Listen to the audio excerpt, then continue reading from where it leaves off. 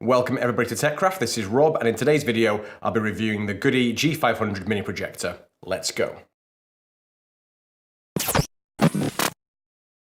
So I've been looking for a projector for my iPad and for my Raspberry Pi for quite a while now. Never really settled on one that I wanted to pick up, but then the folks over at GOODEE contacted me and said, hey, do you want to review this G500? So of course I said yes, and I've been using it for maybe 3 or 4 weeks now, just playing around with it, seeing how well it did, and I thought I'd share my impressions with you all. Let's dive in. Okay, let's start by taking a look at what you actually get in the box, and the projector comes complete with this nice carrying case, and just in this back pouch here, I've stuffed the power cable, which obviously, if you buy a US model, you'll get a much flatter and easier to pack cable. Let's put that off to one side, and we'll just lie this flat. This will unzip, and I'm just gonna spin it round, and then out at the top here, there's a pouch, and in here, I have the remote control, this RCA adapter, which I've not seen one of these in quite some time, and you get an HDMI cable as well.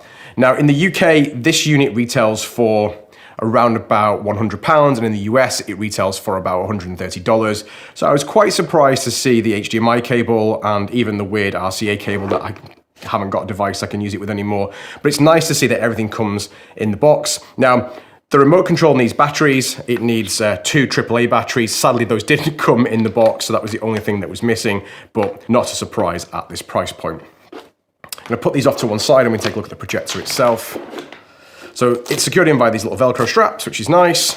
Grab this out. I'm gonna shuffle the case off to the side here and we can take a look at the projector. So on the top here, you've got the buttons. This brings up the menu, side to side. Okay, this is the important one. It's the input selector, and this is the power button. On the back here, we've got all of the inputs that we can see. So VGA, if you have any VGA devices left. AV for the 3-prong RCA connector, so that goes into there.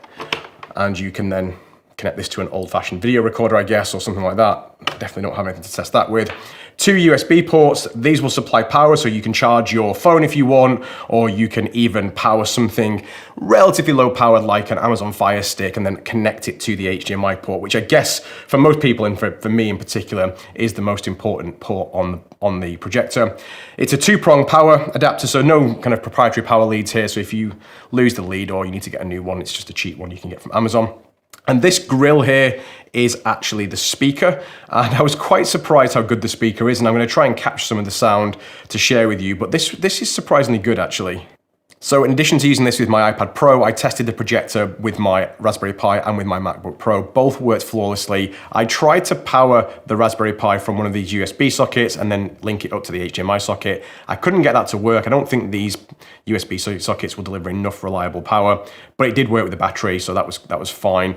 So size-wise, this is not the smallest, as you can tell, like my hands. If I put my iPhone in here, you can see it's not the smallest projector. This really isn't one of those portable projectors. It sits somewhere between a full-size projector and a mini truly portable projector, but because of the extra size, you do get a few extra features. So you get a nice LED bulb, which they quote between 30,000 and 50,000 hours. Obviously, I haven't been able to test that, but being LED, it should last for quite some time. It's pretty bright. I've seen varying reports on the internet about how bright it is, somewhere between 3,800 and 4,800 lumens, and it has a projection range between 5 and 15 feet. Obviously, the closer you are to the screen or the wall, the smaller the actual projected picture.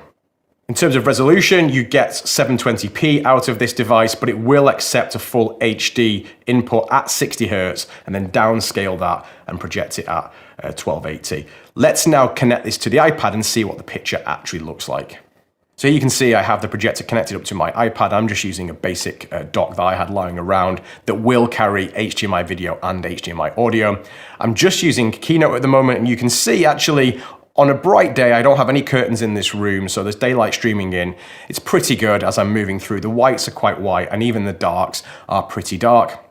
If I put my studio lights on, so really create a lot of strong ambient light, the picture does fade out a little bit, but I think it's still visible, and obviously you wouldn't really be using a cheap projector like this in a room that isn't relatively well controlled for light. As I alluded to already, you can control the focus and the keystoning with the 2 little levers at the front of the projector, and it's the back lever that controls the keystoning and the front lever that controls the focus. Now, I want to make a quick note about this, and maybe my biggest complaint about the picture of the projector is if you're tilting the projector, then the keystoning really causes the edges of the projector to lose a lot of focus. I've not been able to get the full picture in focus while the projector is actually tilted. So ideally you'd use this on a totally flat surface and keep the projector completely perpendicular with respect to the projection surface. If I switch off Keynote now and put on some video, so here I've got an episode of the X-Files, and you can see that the picture's pretty good, but what I really want to do is just show off the sound, so let's just take a quick listen to that. So that was directly from the speaker in the unit, and I think you'll see that that's actually a pretty good quality sound from such a small unit and from such a basic speaker. Now obviously if you need more high quality sound, there is an output socket on the back of the projector where you can listen to headphones or just put in some stereo speakers. So while we're on the topic of sound, one thing I really wanted to talk about, and I couldn't really get a good recording of this, is the actual sound of the projector itself. To my ears, it's quite loud, but when I tried to record it with the sound of the X-Files in, I couldn't hear it at all, and I couldn't get my microphone to pick it up. So maybe I'm overly sensitive to the frequency, I don't know, but just be wary, this is not the quietest projector, but then again, it is a cheap projector, so I'm not sure what I was expecting.